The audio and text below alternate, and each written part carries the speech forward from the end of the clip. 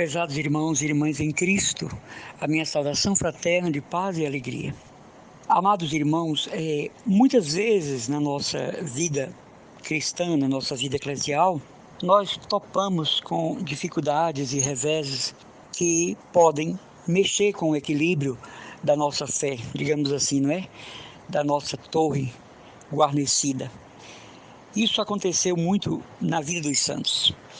Eu estou estudando um livro de um autor francês sobre a vida de Santa Bernadette Soubirous, a vidente de Lourdes. E depois ela ingressou nas Irmãs de Caridade de Nevers. Como esta moça foi triturada por essas freiras, porque queriam provar que ela não tinha vocação. Era uma congregação, as Irmãs da Caridade de Nevers, sem nenhuma estrutura, sem nenhuma riqueza histórica, sem nenhum patrimônio cultural e espiritual, apenas cuidavam da filantropia em Lourdes e em Nevers. E Santa Bernadette ficou e tornou-se religiosa, mas uma congregação sem nenhuma estrutura para ser congregação e nem para exigir de seus membros nenhum tipo de virtude que tivesse uma conotação de uma seriedade na estrutura da congregação. Então, Santa Bernadette foi massacrada, usemos a expressão verdadeira. Coisas que nas leis judiciais de hoje resultaria em crime para as formadoras. Mas o que aconteceu? Santa Bernadette, uma camponesa, filha de um moleiro, de uma mãe, dona de casa, que foram morar numa antiga cadeia, um antigo presídio abandonado, antes dela ir ser religiosa. Ela deu a essas irmãs um testemunho inequívoco da sua vocação e do primado da graça na sua vida, de modo a desconcertar aquelas mulheres que, repito, não tinham nenhuma estrutura de vida religiosa. Aquela moça analfabeta, que depois conseguiu um pouco de cultura na congregação, deu a elas o testemunho inequívoco da vida religiosa. Então, contra tudo aquilo que Santa Bernadette passou nas mãos das formadoras, nas mãos das madres, nas mãos daquelas que queriam provar que ela não tinha vocação, porque elas diziam, se Maria fosse aparecer, seria para uma religiosa instruída como nós, de bom nome, de boa família, e não a filha de um camponês. E o que aconteceu com Santa Bernadette? Ela praticou o que nós chamamos em teologia de virtude espontânea. Ou seja, quando uma pessoa é do bem, ela é do bem. Quando ela é de Deus, ela é de Deus.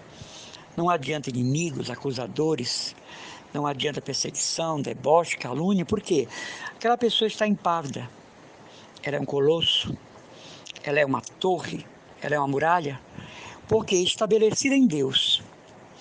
De maneira que mesmo não tendo instrução, cultura, não lendo grandes tratados teológicos da época, Santa Bernadette Soubirous provou para aquelas hipócritas irmãs que ela sim podia ser uma esposa de Jesus como religiosa.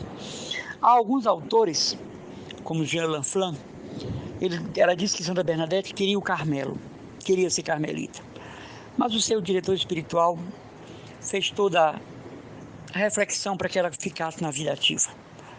O que acontece é que, através da virtude espontânea, Santa Bernadette contradisse suas inimigas, contradisse as superiores, as madres, que nem respaldo para isso tinham. E na sua simplicidade, ela provou àquelas religiosas que ela sim era uma verdadeira religiosa, uma verdadeira filha da caridade de Nevers. Ela era uma verdadeira esposa de Cristo. Sem a instrução que elas tinham, sem o gabarito social que elas tinham, sem o sobrenome que elas assinavam, sem pertencer às nobres famílias francesas que elas pertenciam. A Virgem dignou-se aparecer a Bernadette. A Virgem escolheu Bernadette como sua confidente. A Virgem veio abrir o espaço do seu coração para a simples irmã Maria Bernarda, que foi esse o nome que ela assumiu enquanto religiosa.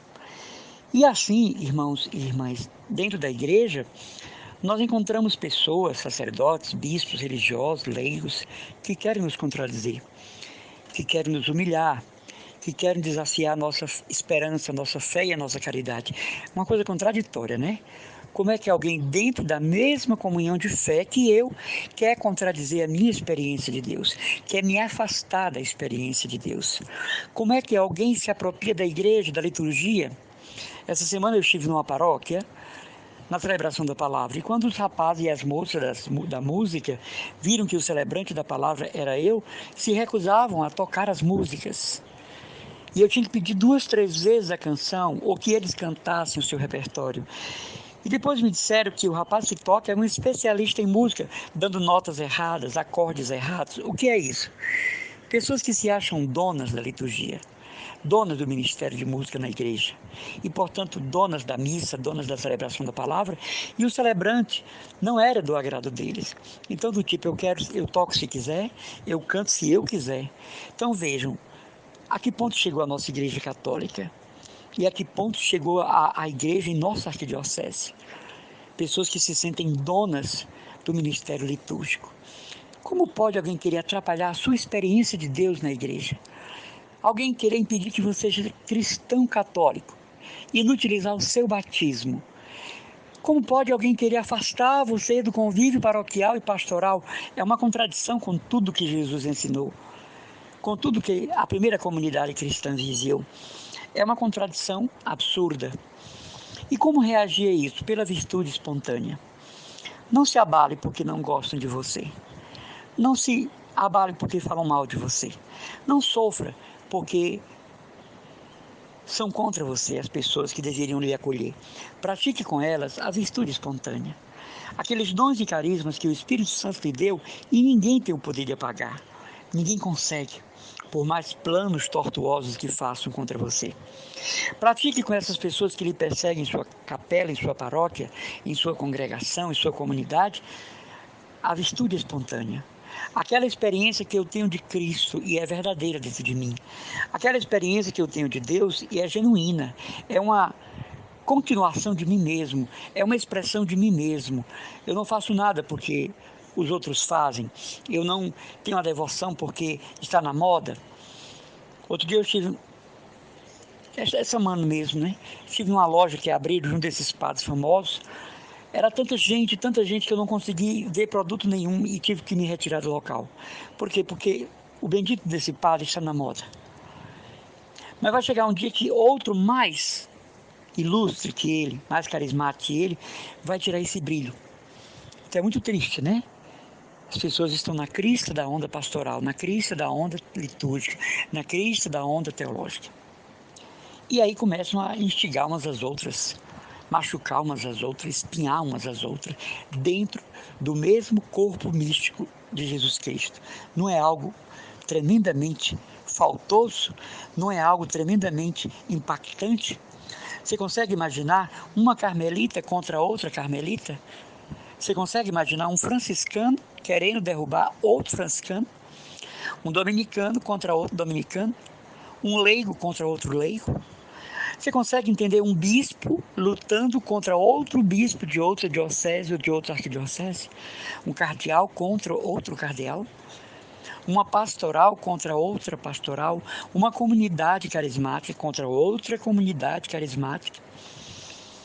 É algo assim tão, aí agora usa a expressão, né, satânico, que eu me use de valores e ditos espirituais para justificar a minha maldade contra o meu semelhante, que comunga do mesmo corpo eucarístico de Jesus, do mesmo sangue precioso de Jesus na Eucaristia.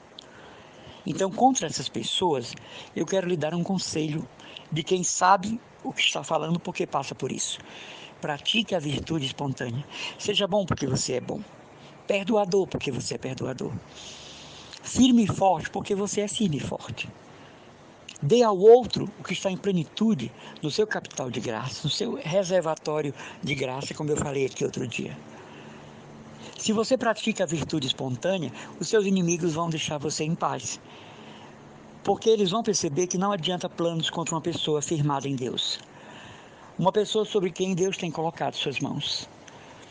Eles vão desanimar porque vão perceber que o céu batalha por você, que você tem predileção junto à Santíssima Trindade, junto a Maria, junto a São José. Que o seu anjo da guarda é forte, é seu defensor, briga por você, batalha por você. Seus inimigos vão deixar você em paz quando perceberem que você pratica a virtude espontânea, ou seja, você é uma pessoa de Deus.